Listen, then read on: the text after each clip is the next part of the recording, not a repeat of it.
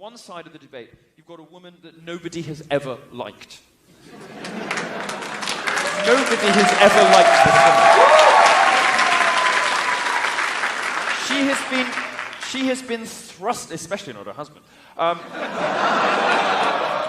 am told the debate rules tonight, by the way, are going to favor Donald Trump. For instance, she has to stand for 90 minutes.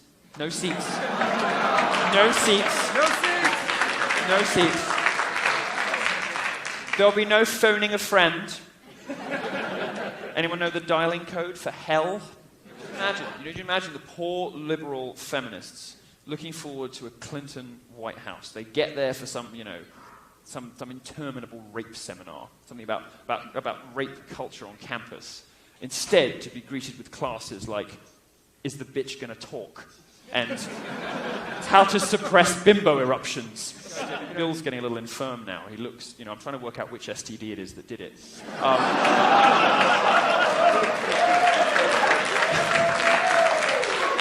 I've seen that sort of pallid exterior, the thin, papery skin and the wiry, vacancy of it in gay clubs before, but I have a feeling it's something else. I don't know what it is. Every past president has been worried about getting assassinated, getting shot. It seems to me the only way that Trump could lose is by getting assassinated. Reagan took a bullet while in office. God bless his memory, Ronald Reagan.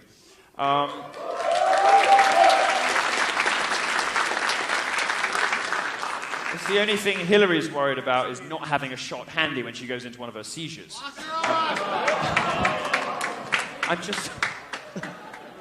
Hillary Clinton's Secret Service code name is Patient Zero.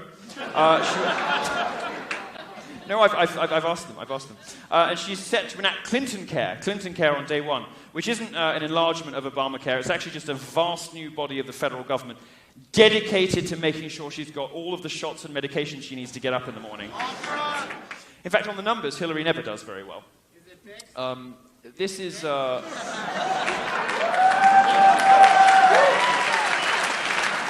11% of Americans find Hillary honest and trustworthy. 14% of you believe in Bigfoot.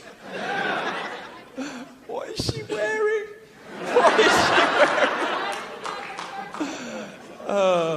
Hillary and her Technicolor shit coat. Right.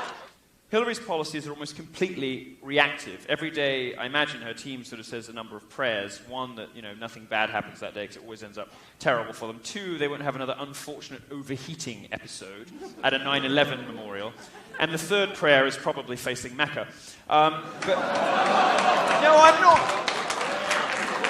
I'm not being mean. Think about who she surrounds herself with. Huma Abedin. Now, you know why they get on. It's not just Saga Cruz's Scrabble and scissoring that Hillary and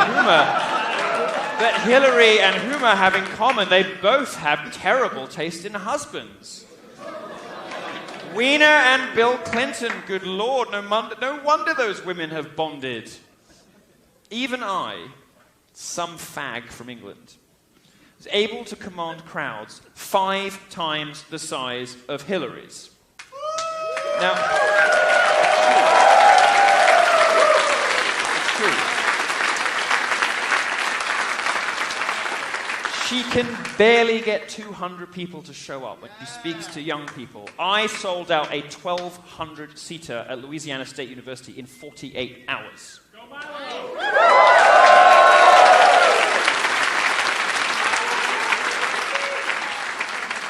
As assuming her crowds are even real people. We hear all the time that she busses them in. Well, here's a handy tip. If you want to give speeches to small crowds, hire midgets. And then when we call them...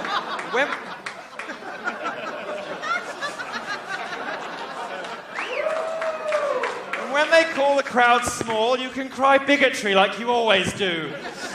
Thank you. All right, my question is, Sure. We've been blessed enough to see Ivanka on TV a lot of times. Oh, every time she's on. What is it going to take to see... Me. What is it going to take to hold Chelsea Clinton in front of a microphone and ask her, what do you think about your dad?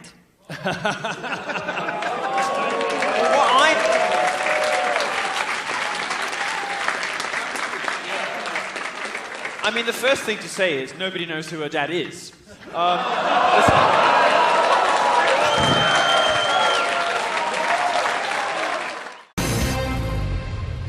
the Impact segment tonight, the fallout from the Ferguson police shootings and Emailgate. Let's bring in one of my favorite authors and commentators out there, anywhere, Ann Coulter. And welcome. First, let's start with Ferguson. Your thoughts on the latest in Ferguson?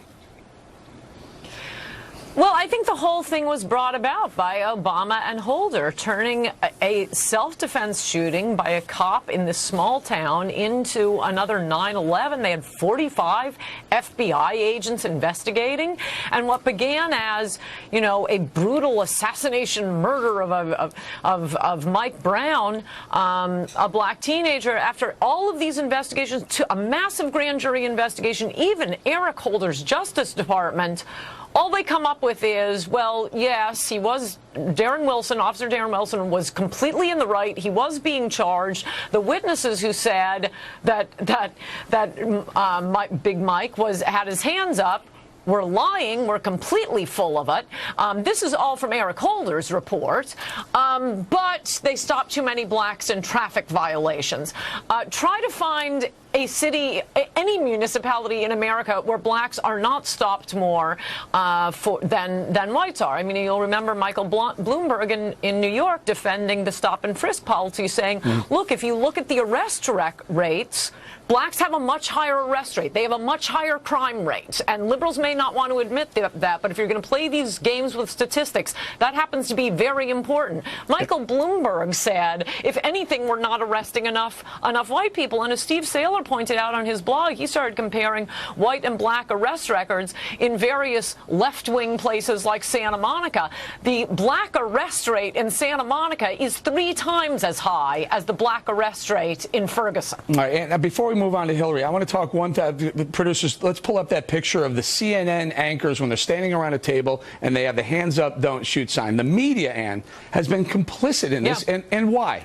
I describe it all in my book, Mugged. The left just loves ginning up racial animosity and hatred, and I think the best race relations ever were in this country was after, as I describe in my book, after the O.J. verdict, when white America finally said, that's it, we've paid at the office, we're done, and suddenly blacks stopped being infantilized, and they were treated like adults, and you had all of this just flowering of intellectual and important blacks, and not just the ones who were coming on TV to harangue us. Well, Obama and the media sucking up to Obama and their general love of racial demagoguery has brought us back to the 70s. All right, and let's move on to Hillary Clinton. The whole Emailgate scandal, I haven't heard where you stand on this, but does she think she's above the law? Does she want to just have a general feeling that the laws don't apply to her the way they apply to us?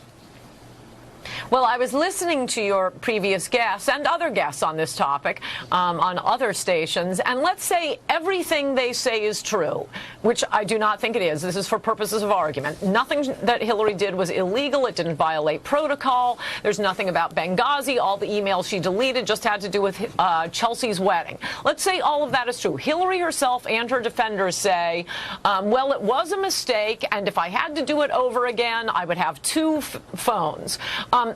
She did do it again. She has been through this before. She was the first lady of Arkansas. She was involved in 2 presidential campaigns. She was the first lady of the nation. She was Secretary of State, and there was scandal after scandal. She did do this before. Can't she learn? A child learns when you put your hand on the stove. If it burns, don't put your hand on the stove again. This is like an IQ test we've set up for this woman. A rat learns, don't do this. I'll get a shock if I do that. But here's the problem, Why didn't it occur there's to her? no shock. Maybe I shouldn't do it. There's no shock. Right. She keeps having a scandal after scandal, and no one holds her. No one holds her accountable. I don't think most people's recollection of the Clinton years were about that. You had the Rose Law Firm records. You had her taking the files out of Vince Foster's office. You had her hiding the health care records. And here she is. And here she is, the most popular Democrat in America. How is that possible? Is that all we can come up with? We can come up with someone who's scandal after scandal and another Clinton?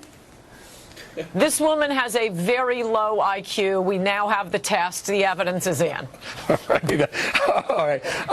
How do Democrats want someone else? It feels like that now they've been painted into the corner. They have to back Hillary Clinton. Do they wish they had another choice?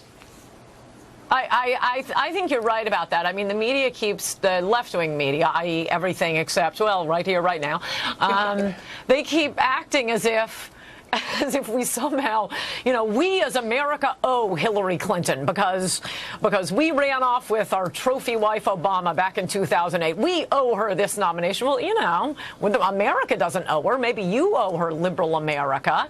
But I don't think most Americans feel like she's owed anything. So, yeah, and also I think probably a lot of them are starting to wonder, why would she do something this stupid? Forgetting about the corruption, forgetting about the illegality. So, Ann, the left seems to be enamored with the first African-American president. Now they want the first female president. Is that a mistake? It's kind of sad, the holidays they hold so dear. Whereas I noticed they did not celebrate the first black Secretary of State under President Bush, Colin Powell, or the first black female Secretary of State, Condoleezza Rice. No, those kind of slipped beneath the radar. But these useless women like Madeleine Albright, we have to have a big holiday over that one. I think it's embarrassing and people get sick of this stuff. And the main thing I would say is Republicans, please don't follow in the Democrats' wake. When a Margaret Thatcher comes along, you'll know it. You don't go looking over politics to find, do we have a woman we can run? You know it when she comes along. There you go. We're going to leave it right there. And as always, thank you very much. Up next, President Obama says he's embarrassed